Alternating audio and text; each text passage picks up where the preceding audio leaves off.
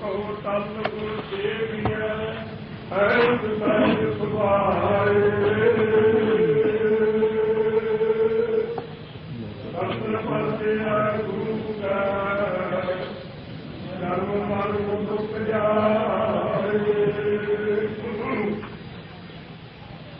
ਸਤਿਨਾਮ ਸ੍ਰੀ ਵਾਹਿਗੁਰੂ ਜੀ ਸੋਰਠ ਮਹਲਾ ਪੰਜਵਾਂ ਹਰਿ ਨਾਮ ਹਿਰਦੈ ਪਰੋਇਆ ਸਭ ਕਾਜ ਹਮਾਰਾ ਹੋਇਆ ਹਰਿ ਨਾਮ ਹਿਰਦੈ ਪਰੋਇਆ ਸਭ ਕਾਜ ਹਮਾਰਾ ਹੋਇਆ ਰਬ ਚਰਣੀ ਮਨ ਲਾਗਾ ਪੂਰਨ ਜਾਗੇ ਭਾਗਾ ਮੇਰੇ ਸਾਧ ਸੰਤ ਹਰ ਧਿਆਇਆ ਆਠ ਪਹਿਰ ਅਰਜੂ ਹਰ ਹਰ ਮਰ ਜਿੰਦਿਆ ਫਲ ਪਾਇਆ ਰਹਾਉ ਪਰਾ ਪੂਰਬਲਾ ਅੰਕੁਰ ਜਾਗਿਆ ਰਾਮ ਨਾਮ ਮਨ ਲਾਗਿਆ ਮਨ ਤਨ ਹਰ ਦਰਸ ਸੰਭਾਵੈ ਨਾਨਕ ਦਾਸ ਸੱਚੇ ਗੁਣ ਗਾਵੈ ਮਨ ਤਨ ਹਰ ਦਰਸ ਸੰਭਾਵੈ ਨਾਨਕ ਦਾਸ ਸੱਚੇ ਗੁਣ ਗਾਵੈ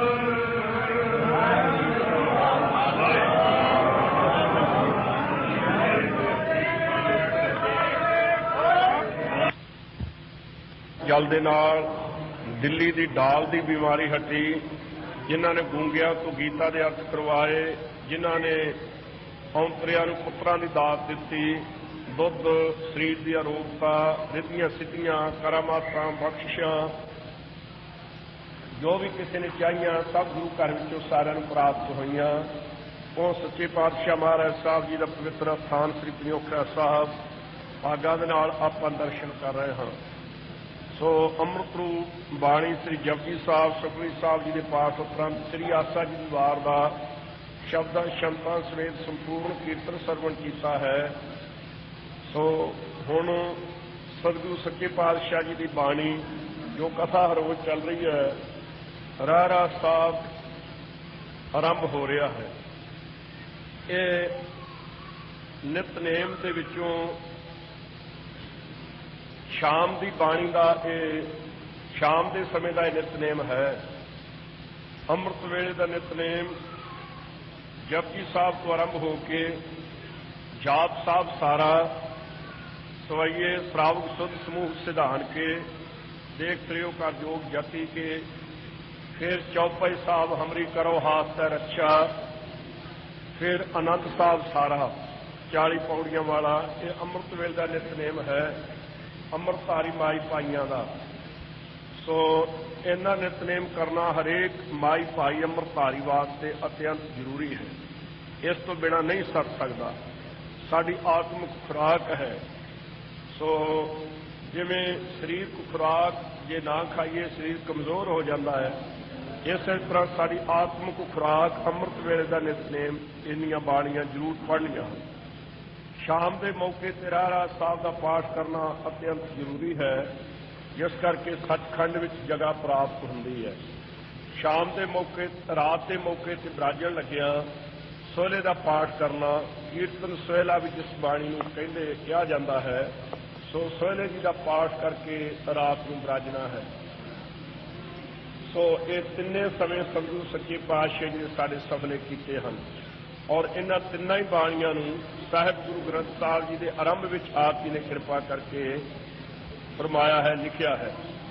सो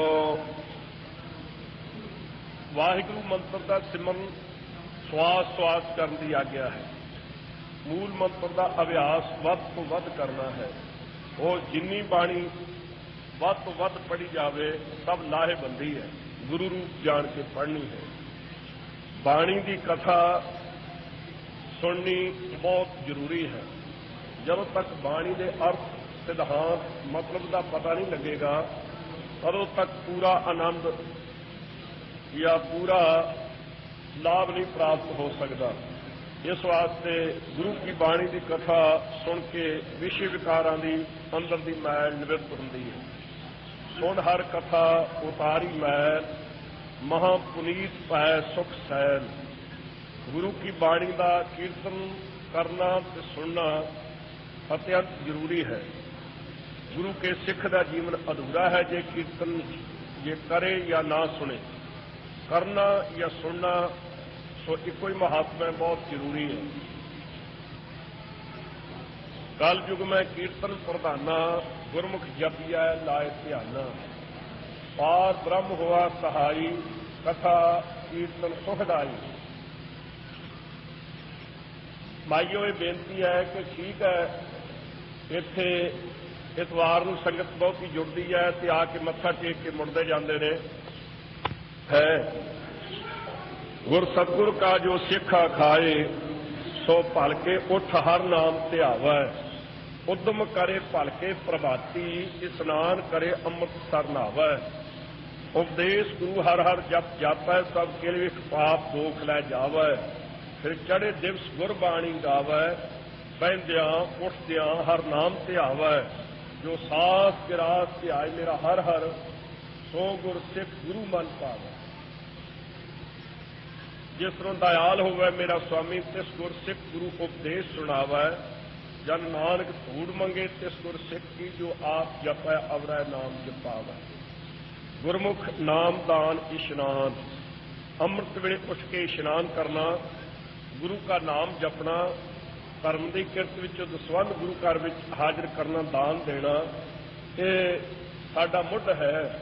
इन्ने बिना नहीं सर सकता। एक गुरु के सिख वास्ते माई भाई वास्ते जरूरी है कि गुरु वाले जरूर बनना। गुरु वाले बनिया तो बिना गल नहीं बननी। गुरु कौन है? साडा गुरु कोई लुकिया छिपिया होया नहीं। साडे सतगुरु प्रतख हन। बाणी गुरु गुरु है बाणी विच बाणी अमृत सारे। गुरबाणी कहे सेवक जन मानै प्रतख गुरु निस्तारे।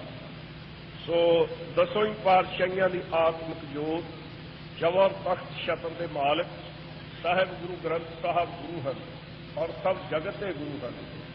आज्ञा भई अकाल की अबै चलायो पंथ।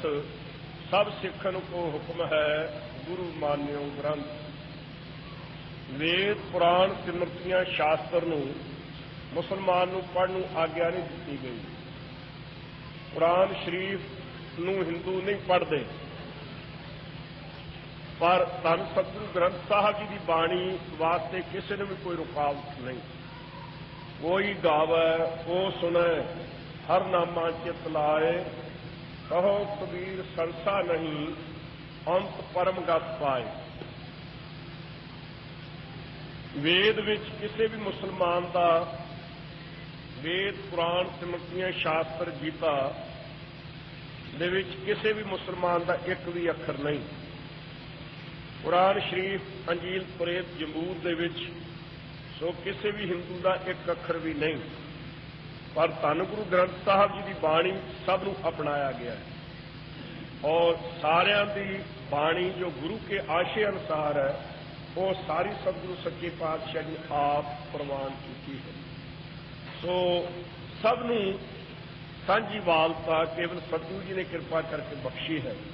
तू सांझा साहिब बाप हमारा नौ नित तेरा अखुट भंडारा। इस वास्ते सब दे सांझे केवल ते केवल गुरु ग्रंथ साहब सच्चे पातशाह हैं और सब नूं साझा उपदेश दे रहे हैं। की कोई मुसलमान है की कोई हिंदू है। सो इस तरह अगे किसी भी कोई वर्ण वाला किसी आशर्म वाला और किसी भी वो अपने किते नूं धंधे नूं किसी प्रकार दे करने वाला है सब नूं पवित्र उपदेश गुरु की बाणी में हजूर ने बख्शिया है। सो इस वास्ते सतगुरु ग्रंथ साहब से दृढ़ निश्चय होना सब तो पहला जरूरी है। गुरु वाले बनने वास्ते दसम पातशाह जी वालों चलाई हुई मर्यादा पंजा प्यारियां राही अमृत छको और पंजां प्यारिਆਂ ਤੋਂ ਗੁਰਮੰਤਰ ਦੀ ਪ੍ਰਾਪਤੀ ਕਰੋ, ਸੋ ਫਿਰ ਰਹਿਤ ਵਿੱਚ ਪ੍ਰਪੱਕ ਹੋਵੋ। ਸਿੰਘ ਦਾਮ ਵਾਲਿਆਂ ਨੇ ਸਿਰ ਦੀ ਚੋਟੀ ਤੋਂ ਲੈ ਕੇ ਪੈਰ ਦੇ ਅੰਗੂਠੇ ਤੱਕ ਕਿਸੇ ਵੀ ਥਾਂ ਤੋਂ ਕੇਸਾਂ ਨੂੰ ਘਸਾਉਣਾ ਨਹੀਂ, ਪਟਾਉਣਾ ਨਹੀਂ, ਮਨਾਉਣਾ ਨਹੀਂ। ਤੰਬਾਕੂ ਨੂੰ ਭੁੱਲ ਕੇ ਵੀ ਹੱਥ ਨਹੀਂ ਛੁਹਾਉਣਾ। ਚੌਥੇ ਪਾਤਸ਼ਾਹ ਹਜ਼ੂਰ ਆਪ ਫਰਮਾਉਂਦੇ ਨੇ, ਪਾਨ ਸੁਪਾਰੀ ਖਾਤੀਆਂ, ਮੁੱਖ ਬੀੜੀਆਂ ਲਾਈਆਂ, ਹਰ ਹਰ ਕਦੇ ਨਾ ਚੇਤਿਓ, ਜੰਮ ਪਕੜ ਚਲਾਈਆਂ। ਪਾਨ ਚੱਬਣੇ, ਸੁਪਾਰੀਆਂ ਖਾਣੀਆਂ, ਬੀੜੀਆਂ ਪੀਣੀਆਂ ਜਾਂ ਬੀੜੇ ਮੂੰਹ ਵਿੱਚ ਚੱਬਣੇ, ਸੋ ਖੈਣੀਆਂ ਜਾਂ ਜਰਦਾ ਜਾਂ ਹੋਰ, ਇਸ ਨੂੰ ਕਈ ਕੁਛ ਕਹਿੰਦੇ ਆ ਬਤੀਆ। ਸੋ ਇਹ ਜਿਸ ਤੇ ਤੰਬਾਕੂ ਦੀ ਥੋੜੀ ਵੀ ਅੰਸ਼ ਪੈਂਦੀ ਹੈ, ਉਹਨੂੰ ਕਦੇ ਵੀ ਵਰਤਣ ਦੇ ਨਾਲ ਸਭ ਪੁੰਨ ਨਾਸ ਤੇ ਸਾਰੇ ਪਾਪ ਇੱਕੋ ਵਾਰੀ ਚੜ ਜਾਣਗੇ। ਇਸ ਵਾਸਤੇ ਭੁੱਲ ਕੇ ਵੀ ਕਦੇ ਹੱਥ ਨਹੀਂ ਛੁਹਾਉਣਾ, ਨਹੀਂ ਤਾਂ ਉਹ ਰੂਹਾਂ ਅੰਤੋਂ ਜੰਮੂ ਪਕੜ ਕੇ ਨਰਕਾਂ ਵਿੱਚ ਉਹਨਾਂ ਨੂੰ ਲਿਜਾਣਗੇ। ਇਸ ਵਾਸਤੇ ਤੰਬਾਕੂ ਜਗਤ ਝੂਠ ਭੈੜੀ ਬੂਟੀ, ਸੋ ਇਸ ਨੂੰ ਭੁੱਲ ਕੇ ਵੀ ਗੁਰੂ ਕੇ ਸਿੱਖ ਨੇ ਹੱਥ ਨਹੀਂ ਛੁਹਾਉਣਾ। ਸੁਣ ਗੁਰਸਿੱਖ ਕੀ ਰਹਿਤ ਕੋ ਤਜਾ ਤੰਬਾਕੂ ਸੰਗ, ਮਰਣੀ ਮਰੈ ਤੋ ਅਤ ਭਲਾ, ਜਗਤ ਝੂਠ ਨਾ ਅੰਗ। ਮੌਤ ਭਾਵੇਂ ਮਰ ਜਾਵੇ ਪਰ ਕਦੇ ਇਹਨੂੰ ਹੱਥ ਤੱਕ ਨਾ ਛੁਹਾਉਣਾ ਕਰੇ, ਅੰਗ ਨਾ ਕਦੇ ਛੁਹਾਵੇ ਤੰਬਾਕੂ। ਸੋ ਇਸੇ ਤਰ੍ਹਾਂ ਹਲਾਲ ਨਹੀਂ ਖਾਣਾ। ਜਿਸ ਮਾਸ ਤੇ ਮੁਸਲਮਾਨਾਂ ਦਾ ਕਲਮਾ ਪੜ੍ਹਿਆ ਗਿਆ ਹੈ, ਪੁੱਠਾ ਮਾਸ ਖਾਣ ਦੇ ਨਾਲ ਪਤਤ ਹੋ ਜਾਵੇਗਾ, ਸਿੱਖ ਪ੍ਰੈਤੀਆ ਹੋਵੇਗਾ। ਬਲਕਿ ਕੋਈ ਵੀ ਮਾਸ ਜ਼ਬਾਨ ਦੇ ਸਵਾਦ ਵਾਸਤੇ ਖਾਣਾ ਮਨਾ ਹੈ, ਨਹੀਂ ਖਾਣਾ। ਰਸ ਸੋਇਨਾ ਰਸ ਰੂਪਾ ਕਾਮਣ, ਰਸ ਪਰਮਲ ਕੀ ਵਾਸ, ਰਸ ਘੋੜੇ ਰਸ ਸੇਜਾ ਮੰਦਰ, ਰਸ ਮੀਠਾ ਰਸ ਮਾਸ, ਇਹਤੇ ਰਸ ਸਰੀਰ ਕੇ ਕਹਿ ਘਟ ਨਾਮ ਨਿਵਾਸ। ਸੋ ਚੌਥੀ ਕੁਰੈਤ ਹੈ, ਕਿਸੇ ਵੀ ਬਗਾਨੀ ਜਨਾਨੀ ਜਾਂ ਬਗਾਨੇ ਪੁਰਸ਼ ਨਾਲ ਮੰਦ ਕਰਮ ਕਰਨਾ। ਇਹ ਕੇਵਲ ਇਹ ਨਹੀਂ ਕਿ ਤੁਰਕਨੀ ਨਾਲ ਯੁੱਧ ਨਹੀਂ ਕਰਨਾ, ਨਹੀਂ ਕੋਈ ਵੀ ਪਰਾਈ ਇਸਤਰੀ ਹੈ। ਸੋ ਦੇਖ ਪਰਾਈਆਂ ਚੰਗੀਆਂ, ਮਾਵਾਂ ਭੈਣਾਂ ਧੀਆਂ ਜਾਣਾ। ਬਗਾਨੀਆਂ ਵੱਡੀਆਂ ਨੂੰ ਮਾਵਾਂ, ਬਰਾਬਰ ਦੀਆਂ ਨੂੰ ਭੈਣਾਂ, ਛੋਟੀਆਂ ਨੂੰ ਧੀਆਂ ਦੀ ਨਿਗਾਹ ਦੇ ਨਾਲ ਤੱਕਣਾ ਹੈ। ਜਦ ਸੱਤ ਵਿੱਚ ਪੱਕੇ ਰਹਿਣਾ। ਇਸ ਤੋਂ ਵਿਰੁੱਧ ਚੱਲਣ ਵਾਲਾ ਉਹ ਪਤਤ ਹੈ।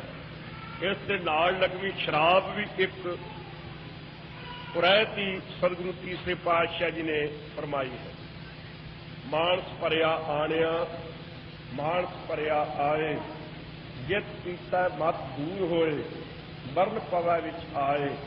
ਆਪਣਾ ਪਰਾਇਆ ਨਾ ਪਛਾਣਈ, ਖਸਮੋਂ ਧੱਕੇ ਖਾਏ, ਜਿਤ ਪੀਤਾ ਖਸਮ ਵਿਸਰੈ, ਦਰਗਾਹ ਮਿਲਾ ਸਜਾਏ। ਝੂਠਾ ਮਦ ਮੂਲ ਨਾ ਪੀਚਾਈ, ਜੇ ਕਾ ਪਾਰ ਵਸਾਏ। ਇਸ ਵਾਸਤੇ ਭੁੱਲ ਕੇ ਵੀ ਕਦੇ ਸ਼ਰਾਬ ਨਹੀਂ ਪੀਣੀ, ਗੁਰੂ ਕੀ ਆਗਿਆ ਨਹੀਂ। ਸੋ ਇਹਨਾਂ ਕੁਰੈਤਾਂ ਤੋਂ ਬਚਣਾ, ਪੰਜਾਂ ਕਾਰਾਂ ਦੀ ਰਹਿਤ ਰੱਖਣੀ, ਪੰਜਾਂ ਬਾਣੀਆਂ ਦੇ ਪ੍ਰੇਮੀ ਬਣਨਾ ਹੈ। ਕਿਸੇ ਕਬਰ ਨੂੰ ਨਹੀਂ ਕਦੇ ਮੰਨਣਾ, ਕਿਸੇ ਮੜੀ ਮੱਠ ਨੂੰ ਨਹੀਂ ਮੰਨਣਾ, ਕਿਸੇ ਭੂਤ ਪ੍ਰੇਤ ਨੂੰ ਨਹੀਂ ਮੰਨਣਾ। ਆਪ ਚੰਗੀਆਂ ਉੱਠ ਜਾ ਕੇ ਦਸਤਾਰ ਸਜਾ ਕੇ ਆ, ਦਸਤਾਰ ਸਜਾਏ ਬਿਨਾਂ ਖਬਰਦਾਰ ਕਦੇ ਗੁਰਦੁਆਰੇ ਸਾਹਿਬ ਵਿੱਚ ਆਏ। ਨਵਾਂ ਤਰੀਕਾ ਹੈ, ਸ਼ਹਿਰੀਆਂ ਦੇ ਵਿੱਚ ਤਾਂ ਹੈ ਵੀ ਪਟਕਾ ਜਿਹਾ ਬੰਨ੍ਹ ਕੇ ਨੌਜਵਾਨ ਵੀ ਕਈ ਤੁਰੇ ਫਿਰਦੇ ਆ, ਰੁਮਾਲ ਜਿਹਾ ਬੰਨ੍ਹ ਕੇ। ਪੂਰੇ ਦਸਤਾਰ ਸਜਾਏ ਤੋਂ ਬਿਨਾਂ ਗੁਰੂ ਕੀ ਹਜ਼ੂਰੀ ਵਿੱਚ ਕਦੇ ਨਹੀਂ ਆਉਂਦਾ। ਇਹ ਨਵਾਂ ਸਿੰਘ ਹੈ ਜੀ, ਪਰਸੋਂ ਕੀ ਰਲਿਆ ਇਹਨੂੰ ਪਤਾ ਨਹੀਂ। ਸੋ ਕਿਸੇ ਕਬਰ ਨੂੰ ਨਹੀਂ ਮੰਨਣਾ, ਕਿਸੇ ਮੜੀ ਮੱਟ ਨੂੰ ਨਹੀਂ ਮੰਨਣਾ, ਕਿਸੇ ਭੂਤ ਪ੍ਰੇਤ ਨੂੰ ਕਦੇ ਭੁੱਲ ਕੇ ਵੀ ਨਹੀਂ ਮੰਨਣਾ। ਕਈ ਐਵੇਂ ਪਹਾੜਾਂ ਵਿੱਚ ਜਾ ਕੇ ਟੱਕਰਾਂ ਮਾਰਦੇ ਆ, ਵਡਭਾਗ ਸੋ ਸਾਨੂੰ ਉੱਥੋਂ ਭੂਤ ਦੇ ਦਿੰਦਾ, ਉੱਥੋਂ ਪ੍ਰੇਤ ਦੇ ਦਿੰਦਾ ਹੈ, ਉੱਥੇ ਜਿੰਨ ਚੰਬੜ ਜਾਂਦੇ ਆ। ਸੋ ਉੱਥੇ ਉਹ ਜਿਨ੍ਹਾਂ ਨੇ ਭੂਤ ਪ੍ਰੇਤ ਲੈਣੇ ਹੋਣ, ਉਹ ਜ਼ਰੂਰ ਪਹਾੜਾਂ ਵਿੱਚ ਜਾਣ। ਹੋਲੇ ਮਹੱਲੇ ਵਾਲੇ ਦਿਨ ਜਾਣਾ ਚਾਹੀਦਾ। ਉਹ ਬੜੀ ਜਾਇਦਾਦ ਲੈ ਕੇ ਆਉਣਗੇ, ਆਪਣੇ ਧੀਆਂ ਪੁੱਤਰਾਂ ਨੂੰ ਵੀ ਲਿਆ ਕੇ ਵਿਆਹ ਕਰਨ। ਸੋ ਕਲੀ ਅੰਦਰ ਨਾਨਕਾ ਜਿੰਨਾ ਦਾ ਉਸਾਰ, ਪੁੱਤ ਜਿਨੂਰਾ ਧੀ ਜਿਨੂਰੀ, ਜੋਰੂ ਜਿੰਨਾ ਦਾ ਸਿੱਧਾਰ। ਕੱਲ ਮੈਂ ਪ੍ਰੇਤ ਜਿਨੀ ਰਾਮ ਨਾ ਜਾਤਾ। ਜਿਹੜੇ ਬਾਣੀ ਪੜ੍ਹ ਨਹੀਂ ਜਾਣਦੇ, ਜਿਹੜੇ ਸਿਮਰਨ ਭਜਨ ਨਹੀਂ ਕਰਦੇ, ਜਿਹੜੇ ਧਰਮ ਦੇ ਧਾਰਨੀ ਨਹੀਂ ਬਣਦੇ, ਉਹ ਕਲਯੁਗ ਦੇ ਵਿੱਚ ਵੱਡੇ ਪ੍ਰੇਤ ਨੇ, ਵੱਡੇ ਭੂਤ ਹਨ। सो इस वास्ते प्रेत पुणे तो बचना है, भूत पुणे तो बचना है। सो इस वास्ते इन्हां नूं कदे नहीं मनना। जागत जोत जपै जिस बासर, एक बिना मन नायक न आना। और वाहिगुरू की जोत जो चेतन सत्ता है, वाहिगुरू की शक्ति, सो उसनूं हर मौके ते याद रखना अपने हिरदे अंदर, जिसनूं भगवती कहा है दसम पातशाह जी ने। प्रथम भगवती सिमरक है, गुरु नानक लई ध्याए, फिर अंगद गुर पै अमरदास रामदास हो सहाय। सो ये धर्म की किरत वंड के छकना, सरबत का भला मंगना, वाहिगुरू की जोत सारिਆਂ ਵਿੱਚ ਵੇਖਣੀ। ਇਹ गुरसिੱਖੀ ਦੇ मुख सतगुरु सच्चे पातशाह जी ने एक कृपा करके असूल दसे ने। इन्हां विच चलन करके ही कोई सिख कहा सकता, नहीं तो नहीं। सो सतगुरु जी ने कृपा की। जपजी साहब बाणी दे विच आप सच्चे पातशाह जी ने महान पवित्र उपदेश बख्शिया है। पहला मूल मंत्र दे विच गरीब नवाज जी ने वाहिगुरू के स्वरूप के तटस्थी लक्षण दसे हैं। स्वरूप लक्षण वो जिहड़े सदा वास्ते कायम रहन, तटस्थी लक्षण वो जिहड़े कदे होण ते कदे ना होण। सो उस तो अगे वाहिगुरू नूं तिन्नां कालां विच सत स्वरूप दस्सिया है। फिर शरीर की केवल शुद्धि ते मौन धार लैनी, हजारां पुस्तकां दीयां लखां सियाणपां ते वर्त रखण करके वाहिगुरू की प्राप्ति नहीं। वाहिगुरू का हुक्म बेअंत है, क्या नहीं जा सकता, पर सारे वाहिगुरू के हुक्म में जीव पैदा हो रहे हैं। वाहिगुरू के हुक्म अनुसार ही, लिखे हुए अनुसार ही किसी को दुख से सुख की प्राप्ति होती है। जिहड़ा हुक्म नूं मन लैंदा वो हउमय नहीं करता, उसदी ये निशानी है। वाहिगुरू के बल नूं गाउण का यत्न करते हैं कई, पर गाया नहीं जा सकता। सो होर 6 शास्त्र भी उसका निर्णय करना चाहते हैं, पर एक एक अंग का केवल कथन करते हैं। अंत नूं बेअंत बेअंत कहते हैं। वाहिगुरू की कथा के कथन वालियां तो कथा का तोड़ सिरा घट अंत नहीं आता। वाहिगुरू दातां देंदा है, लैण वाले थक पैंदे ने, जुगां जुगां विच खांदे ने। हुक्मी अपने हुक्म के राह चला के प्रसन्न रहिंदा है। सच्चा साहिब उसका सच्चा नाम है, प्रेम के राह उसका नाम उचारना करिए। सो आके मंगते हैं जीव, दाता दातां देंदा है। जदों दरबार के दर्शन होण तक यही भेटा लैके जाइए, कहते अमृत वेले का जपिया होया नाम ये असल भेटा है। वो किहड़ी गल मूँहों कहिए जिसनूं सुन के वाहिगुरू प्यार धारे, वो है वाहिगुरू की वडियाइयां की विचार करनी। सकाम कर्म करांगे तो देह कपड़ा मिलेगा, वाहिगुरू की कृपा भरी निगाह होई तो ज्ञान की प्राप्ति हो जाएगी। वाहिगुरू किसी का चेला बना के नहीं थापिया होया ते माता पिता का संबंध करके पैदा किया होया नहीं। अपने आप तो शुद्ध स्वरूप वाहिगुरू को प्रगट हो रहा है।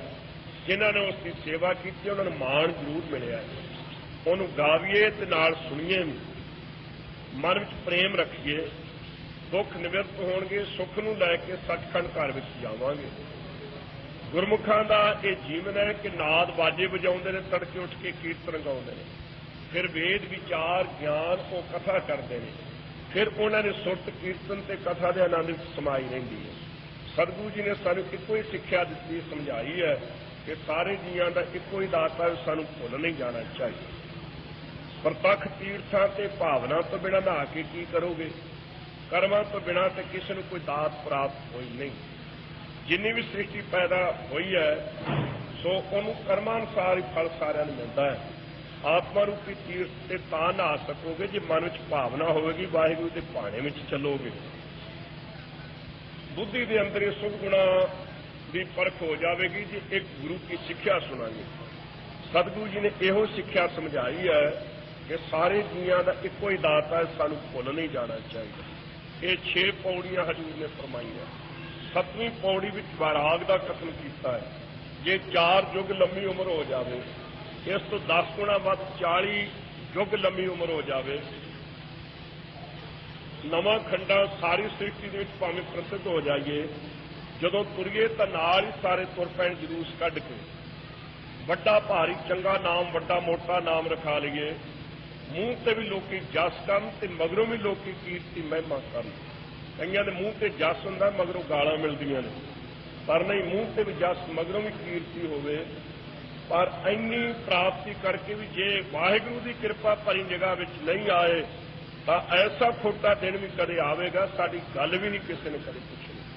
ਫਿਰ ਕੀੜਿਆਂ ਵਿੱਚੋਂ ਛੋਟੇ ਕੀੜੇ ਸੱਪ ਜਾਂ ਅਵਿਸ਼ਟਾ ਦੇ ਕੀੜੇ ਬਣਾਏ ਜਾਵਾਂਗੇ। ਸੋ ਇਸ ਵਾਸਤੇ ਹੰਕਾਰ ਵਿੱਚ ਨਹੀਂ ਕਦੇ ਵੀ ਆਉਣਾ ਕੋਈ ਪ੍ਰਾਪਤੀ ਕਰਕੇ। ਵਾਹਿਗੁਰੂ ਹੈ ਜਿਹੜਾ ਨਿਰਗੁਣੇ ਆ ਰਿਹਾ ਤੇ ਉਪਕਾਰ ਕਰਦਾ ਹੈ। ਇਹੋ ਜਿਹਾ ਕੋਈ ਵੀ ਨਹੀਂ ਸਾਨੂੰ ਦਿਸਦਾ ਜਿਹੜਾ ਉਲਟ ਕੇ ਇਸ ਵਾਹਿਗੁਰੂ ਤੇ ਵੀ ਕੋਈ ਗੁਣ ਉਪਕਾਰ ਕਰੇ। 4 ਪੌੜੀਆਂ ਵਿੱਚ ਗੁਰੂ ਕੀ ਬਾਣੀ ਦੇ ਸੁਣਨ ਦਾ ਮਹਾਤਮ ਕਿਹਾ ਹੈ। ਭਗਤਾਂ ਦੇ ਚਿੱਤ ਵਿੱਚ ਖੇੜਾ ਹੈ, ਉਹ ਨਾਮ ਸੁਣਦੇ ਨੇ, ਉਹਨਾਂ ਦੇ ਪਾਪ ਨਾਸ ਹੋ ਜਾਂਦੇ ਨੇ, ਇਸ ਵਾਸਤੇ ਦੁੱਖ ਵੀ ਨਾਸ ਹੋ ਜਾਂਦੇ ਨੇ। ਪਾਪਾਂ ਕਰਕੇ ਦੁੱਖ ਹੋਣਾ ਸੀ ਨਾ। ਨਾਨਕ ਭਗਤਾਂ ਸਦਾ ਵਿਗਾਸ, ਸੁਣਿਆ ਦੁਖ ਪਾਪ ਕਾ ਨਾਸ। 4 ਪੌੜੀਆਂ ਵਿੱਚ ਮੰਨਣ ਦੀ ਮਹਿਮਾ ਕਹੀ ਹੈ। ਮੰਨਣਾ, ਜੇ ਸੁਣ ਕੇ ਮੰਨਿਆ ਨਹੀਂ ਤਾਂ ਸੁਣਨ ਦਾ ਲਾਭ ਕੋਈ ਨਹੀਂ। ਇਸ ਵਾਸਤੇ ਸੁਣ ਤੋਂ ਬਾਅਦ ਮੰਨਣਾ ਜ਼ਰੂਰੀ ਹੈ। ਮੰਨਣ ਕਰਕੇ ਹੀ ਮੰਨਣਾ ਪਾਵਾ ਮੋਖ ਦੁਆਰ, ਗਿਆਨ ਪ੍ਰਾਪਤ ਹੁੰਦਾ ਹੈ, ਪਰਿਵਾਰ ਦਾ ਸੁਧਾਰ ਹੁੰਦਾ ਹੈ, ਸਰਦਾ ਸਿੱਖ ਤੇ ਤਾਰ ਲੈਂਦਾ ਹੋਰਨਾਂ ਨੂੰ ਵੀ। ਜੂਨਾਂ ਵਿੱਚ ਪਟਣ ਨੂੰ ਭਿੱਖਿਆ ਨਹੀਂ ਮੰਗਦਾ। ਐਸਾ ਪਰਮੇਸ਼ਰ ਦੇ ਨਾਮ ਦਾ ਮੰਨਣ ਹੈ। ਜੇ ਕੋਈ ਮਨ ਕਰਕੇ ਮੰਨ ਲਵੇ ਤਾਂ ਨਿਰੰਜਨ ਦਾ ਰੂਪ ਵੀ ਹੋ ਜਾਂਦਾ, ਵਾਹਿਗੁਰੂ ਦਾ ਰੂਪ ਵੀ ਹੋ ਜਾਂਦਾ। ਅੱਗੇ 5 ਪ੍ਰਮਾਣ ਦੀ ਪੌੜੀ ਵਿੱਚ ਨਿਧਿਆਸਨ ਕਮਾਈ ਕਰਨੀ। ਸੁਣ ਲਿਆ, ਮੰਨ ਵੀ ਲਿਆ, ਤੇ ਜੇ ਕਮਾਈ ਨਾ ਕੀਤੀ ਤਾਂ ਫਿਰ ਵੀ ਕੋਈ ਲਾਭ ਨਹੀਂ। ਇਸ ਵਾਸਤੇ ਕਮਾਈ ਕਰਨੀ, ਨਿਧਿਆਸਨ ਦਾ ਸਰੂਪ ਤੇ ਵਿਸ਼ਾ। ਸੋ ਉਹ ਕੀ ਹੈ? 5 ਪ੍ਰਮਾਣ ਦੀ ਪੌੜੀ ਵਿੱਚ ਦੱਸਿਆ। ਭਵਿੱਖਤ ਵਾਕ ਵੀ 5 ਪ੍ਰਮਾਣ ਦੀ ਪੌੜੀ ਵਿੱਚ ਦੱਸੇ ਨੇ। ਸਿੱਧਾ ਨੇ ਪੁੱਛਿਆ ਸੀ ਕਿੰਨੇ ਸਰੂਪ ਪ੍ਰਗਟ ਕਰੋਗੇ? ਹਜ਼ੂਰ ਨੇ ਕਿਹਾ 10। ਫਿਰ ਕੀ ਕਰੋਗੇ? ਕਹਿੰਦੇ ਖੰਡੇ ਦਾ ਅੰਮ੍ਰਿਤ ਛਕਾਵਾਂਗੇ। ਫਿਰ ਉਹ ਕੀ ਕਰੋਗੇ? ਕਹਿੰਦੇ ਖਾਲਸਾ ਪੰਥ ਸਾਜਾਂਗੇ।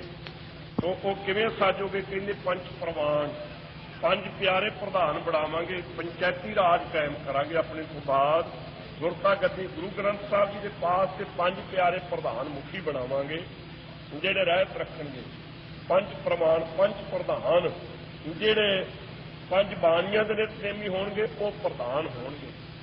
ਪੰਚੈ ਪਾਵੈ ਦਰਗਾਹ ਮਾਨ, ਜਿਹੜੇ 5 ਕੁਰੈਤਾਂ ਤੋਂ ਬਚਣਗੇ ਉਹ ਦਰਗਾਹ ਵਿੱਚ ਮਾਣ ਆਦਰ ਪਾਉਣਗੇ। ਪੰਚੈ ਸੋਹ ਹੈ ਦਰ ਰਾਹ ਜਾਨ, ਜਿਹੜੇ 5 ਦਾ ਵਿਸਾਹ ਨਹੀਂ ਕਰਨਗੇ। ਰਾਮ ਰਾਜੇ ਧੀਰ ਮਲਗੇ ਮੀਣੇ ਤੇ ਮਸੰਦ ਉਹਨਾਂ ਦਾ, ਉਹ ਦਰਗਾਹ ਵਿੱਚ ਸੁਭਾਇਮਾਨ ਹੋਣਗੇ। ਉਹਨਾਂ 5 ਦਾ ਇੱਕ ਗੁਰੂ ਵਿੱਚ ਧਿਆਨ ਜੁੜਿਆ ਹੋਵੇਗਾ। ਸੋ ਇਸ ਤਰ੍ਹਾਂ ਕਿਹਾ ਫਿਰ ਧਰਤੀ ਹੋਰ ਪਰੇ ਤੋਂ ਪਰੇ ਹੈ, ਉਸ ਦੇ ਭਾਰ ਦੇ ਥੱਲੇ ਕਿਸ ਦਾ ਜ਼ੋਰ ਹੈ? ਕਹਿੰਦੇ ਉਹ ਧਰਮ ਹੈ ਧੌਲਾ, ਧਰਮ ਰੂਪੀ ਬਲ ਦੀ ਇਹ ਧਰਤੀ ਚੱਕੀ ਹੋਈ ਹੈ। ਉਹ ਦਇਆ ਦਾ ਪੁੱਤਰ ਹੈ, ਸੰਤੋਖ ਦਾ ਚਾਰਾ ਚਰਦਾ ਹੈ।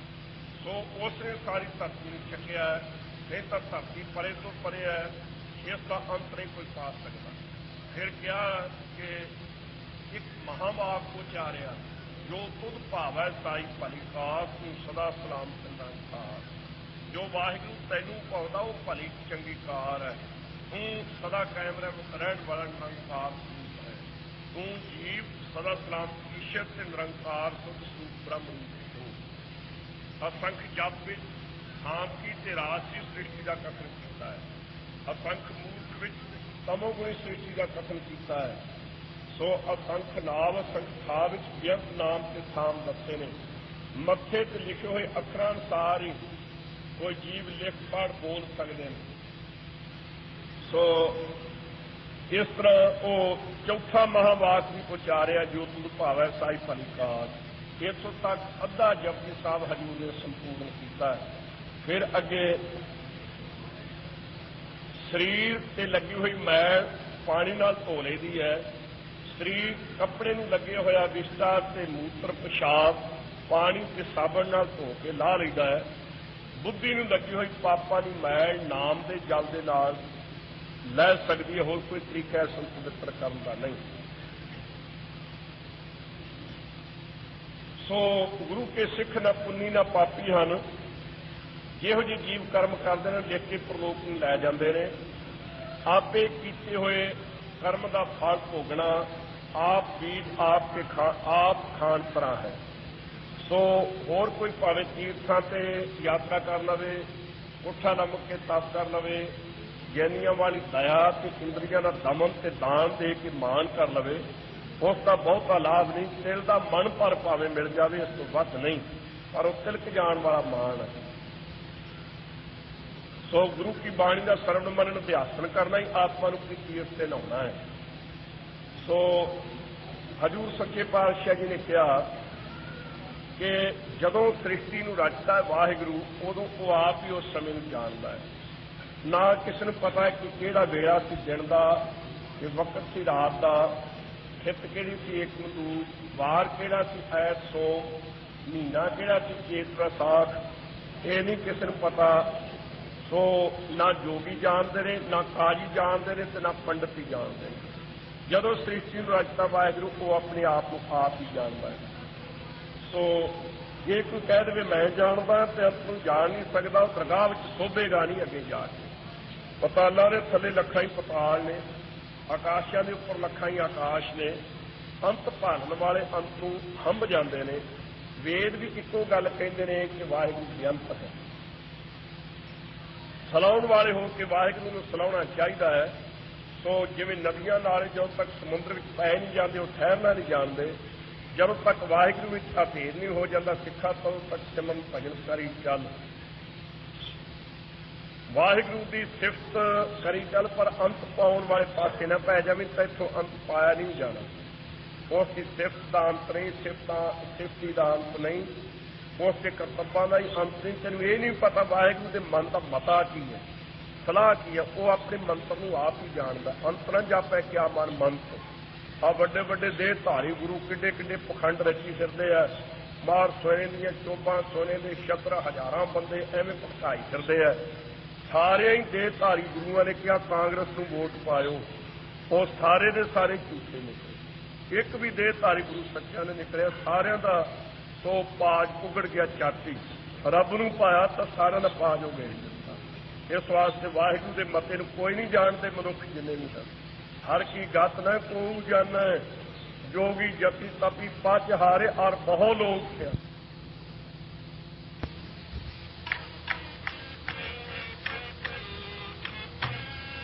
लाल